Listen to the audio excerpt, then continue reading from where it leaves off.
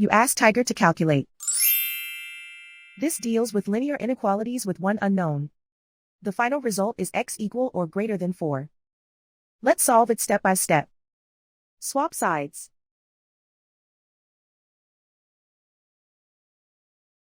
Isolate the x. Divide both sides by 10.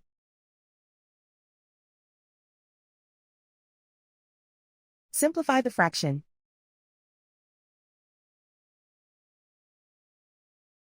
Find the greatest common factor of the numerator and denominator.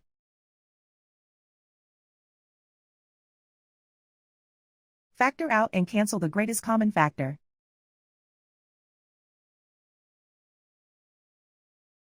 Plot the solution on a coordinate grid.